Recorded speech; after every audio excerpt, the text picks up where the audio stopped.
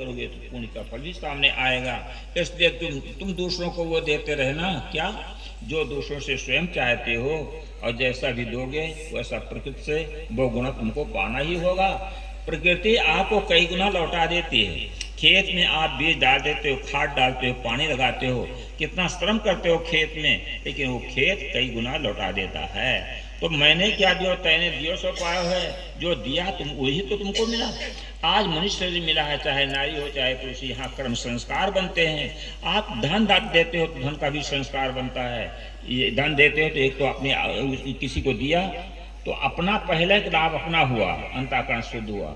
दूसरे को दिया उसकी आवश्यकता की पूर्ति हुई और आपकी यश कीर्ति होती है, और जो दिया जाता है कई गुना मिलता है। एक प्रकार ये सीखो, इससे क्या होता है, सेवा से अंतःकरण शुद्ध होता है। फिर भक्ति करो गुरु की उपासना भक्ति करना चाहिए। तुम जिसकी भक्ति करोगे वो जो है श्रद्धे के गुण भक्तवान श्रद्धालु में उतरते हैं। अगर गुरु विचारवान है, वैरागवान है, ज्ञानवान है तो बोध आपको अंदर में आएगा।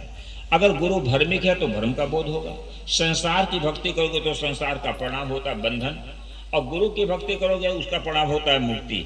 हमारी थ्योरी नहीं है, कितने लोग खाली प्रवचन कर लेते हैं, लेकिन कुछ लोग जीवन में उतारते हैं।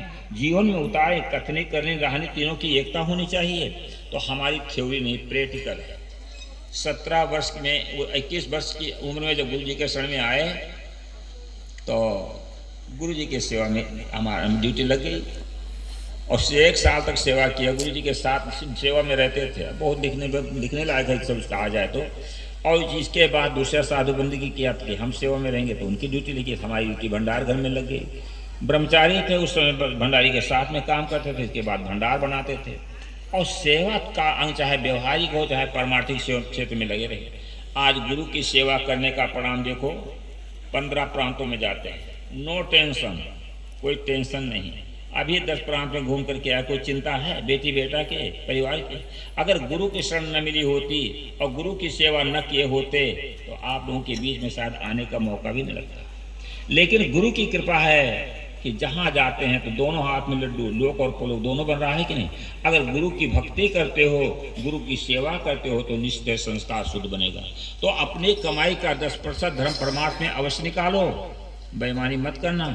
एक उदाहरण करके तो कितने अच्छा ठीक, एक उदाहरण सुन लो।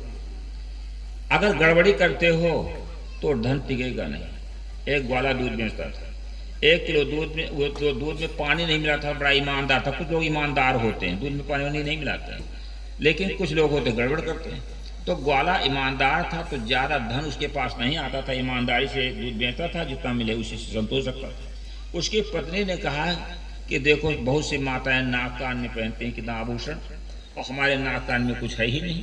ग्वाले ने कहा मैं दूध में पानी नहीं मिलाता। बेईमान आदमी जल्दी धनवान होता है, और जो ईमानदार होगा इतना धनवान नहीं बन सकता। कहा हम भाई बेईमानी नहीं करते। पत्नी ने कहा, बड़ी चतुर चालाक थी, कहा तुम धर्मराज बने हो, दूध में पानी मैं मिलाऊंगी, लेकिन शर्त है पानी का पैसा मैं ले लूंगी। तो क्या बेचारा पति सीधा साधा था, जैसे वो दूध लेकर के आवे 5 किलो हो तो 1 लीटर दूध से पानी मिला दे, अगर ज़्यादा दूध हो तो उसके अनुपात हो ज़्यादा पानी मिला देती थी, और हिसाब कर ले करके वो पानी का पैसा ले लिया करती थी। कुछ उसको मेहनत तो करना नहीं पड़ता था, केवल पानी मिलाना पड़ता था नल से चढ़ा करके। अब पैसा का, पानी का पैसा इकट्ठा काफ़ी हो गया, स्वयं जाती है और स्वर्णकार के पास कहा एक नथुनी बनवा दो, नाक में नथुनी पहनने के, मोटी नथुनी। आप जानते हो कहीं कहीं माताएं 4-4 खूंटा लगाती हैं। मैं विभिन्न प्रांत में जाता हूँ, देखता हूँ दाएं खूंटा बाएं खूंटा, नीचे घंटी लटकती रहती है और नाक के ऊपर भी।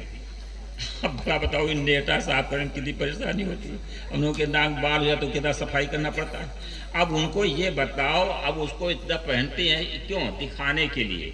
ये नाक की पूरी सजा है कि श्वास लेने के लिए नाक है, कान सुनने के लिए है, लेकिन आभूषण के लिए नहीं। लेकिन माता इसको शौक मानती, तो नाक में नथुनी पहन करके वो नदी में गई, और दिखाने के लिए। आभूषण क्यों पहना जाता है? दूसरों को दिखाने के लिए, अपने लिए नहीं, दूसरे के लिए। तो नदी में जैसे डुबकी लगाया तो एक बड़ी मछली देखा, उसको नाक नथुनी चमकी, ताजी नथुनी थी, और नाक को पकड़ लिया उस मछली ने, और नाक में नथुनी की सेहत कट गई तो खून बहने लगा। तब वो कहती क्या है, पानी का पैसा पानी में और नाक कटी बेईमानी में।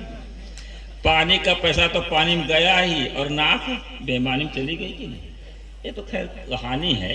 आप थोड़ा थोड़ा जमा करते हो, मियाँ जोड़े लरी लरी खुदा नहीं रखोगे इतने घड़ी। आप नहीं चाहते, बेटी आ गई। अब कहीं बेटियों का नंबर ले गया तो जानते हो बिहार उत्तर प्रदेश दहेज के चपेट में क्या दुर्दशा होती है। तो आपका घर भी जमीन जायदाद बेच करके भी जल्दी शादी नहीं कर पाते हो, जोड़ना पड़ता है। तो कहने भाव यह है कि धर्म का हक न मारो। किसी के हक को मारता है वो बेईमानी होती है। भाई का हक है या समाज का हक है, देश का हक, उसको नहीं मानना चाहिए। तो इस प्रकार से धर्म के क्षेत्र में लगे रहो और संतों की सेवा करो और गुरु की भक्ति करो।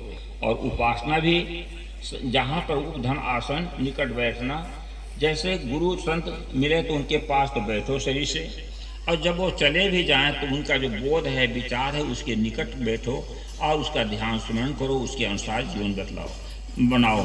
तो भक्ति उपासना सेवा करके अपना अंतःकरण शुद्ध करो। तो ये सत्संग की जो बातें हैं, ईश्वर की बातें, ये बातें समझ में आएंगी। और आप लोगों ने बहुत कुछ सुना। अपने पात्र को ठीक करना है और उसमें उतना ज्ञान संभाल रखना है। आज का दिन तो समाप्त हुआ, कल दिन और कार्यक्रम बाकी है, और जैसा पात्र हो उतना आप समेट करके रख लो।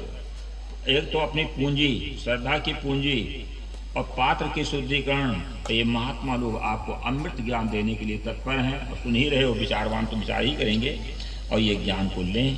बस इन्हीं शब्दों के साथ वाणी विराम देता हूँ। बोलो सदगुरुदेव की, सदगुरुदेव की जय। अभी हम सब परम पुरुष सदगुरुदेव जी के द्वारा गंभीर विचार श्रवण कर रहे थे। यह 2 दिवसीय सत्संग का दूसरा सत्र